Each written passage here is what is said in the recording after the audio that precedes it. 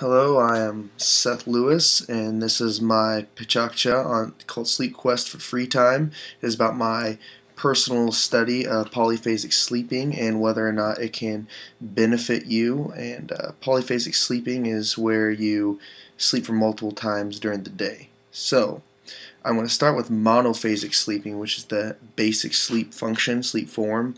It's what people say you should be getting. It's 8 hours of sleep. That's a normal amount. It's supposed to get your body fully rested. You hit all of your REM cycles, and it's the most beneficial for you.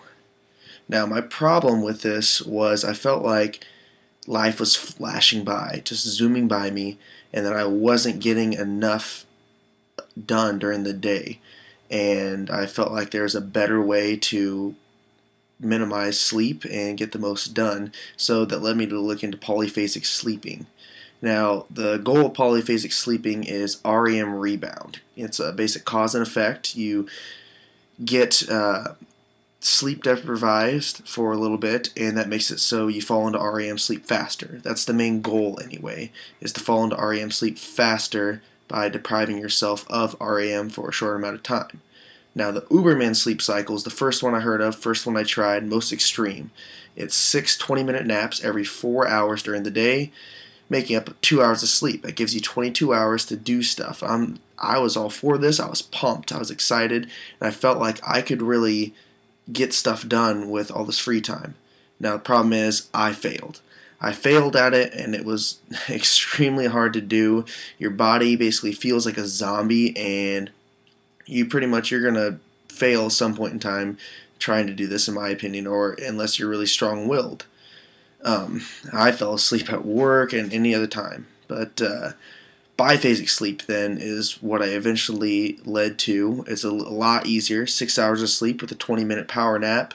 It's a very common form of sleep among people because, it's just hard to get stuff done during the day otherwise. The siesta is another form of biphasic sleeping where you get 4.5 hours of sleep with an hour-and-a-half nap during the day.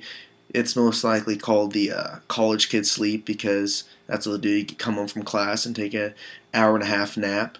So I went into polyphasic sleeping and led to biphasic, and what I found was biphasic is easy to follow. It's doesn't require a lot of changes in your daily planning, and gave you some extra time during the day compared to monophasic, but I wasn't feeling fully rested, and if you miss your nap during the day, you really get tired, especially when it comes towards your bedtime.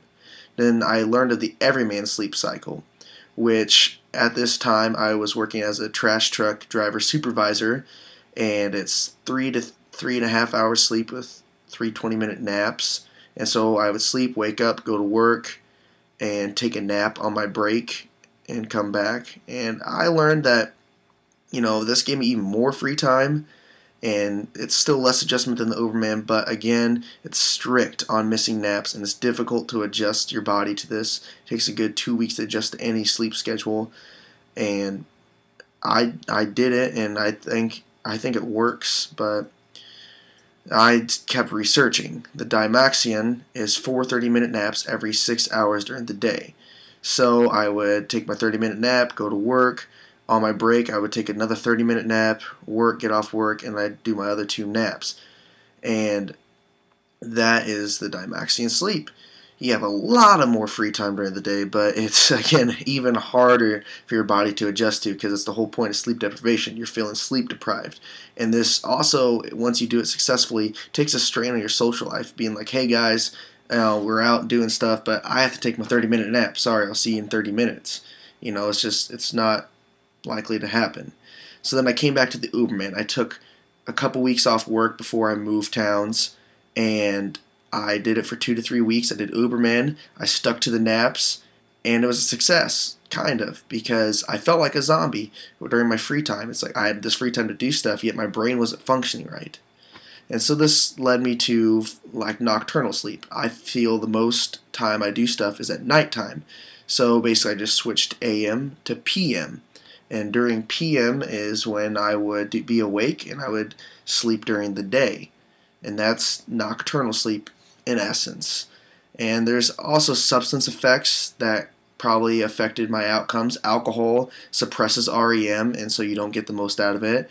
But there is sleep aids, which I don't know. I feel like it's hard to wake up from a nap when you're on NyQuil or ZQuil or any other sleep aid like that.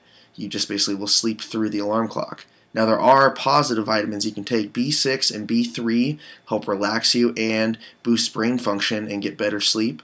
Calcium, magnesium also help with REM sleep and help you relax, and so you can get to bed, and they're natural vitamins that you can take, and they're very helpful in my opinion.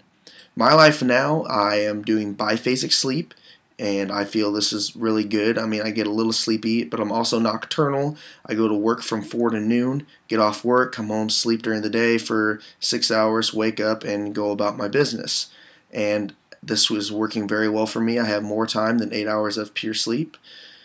But my main point I want to make is sleep is always better than naps. A full amount of sleep, a longer period of sleeping, benefits your body and your brain a lot better than taking multiple naps during the day and getting yourself sleep deprived. So I feel like you should always keep that in mind.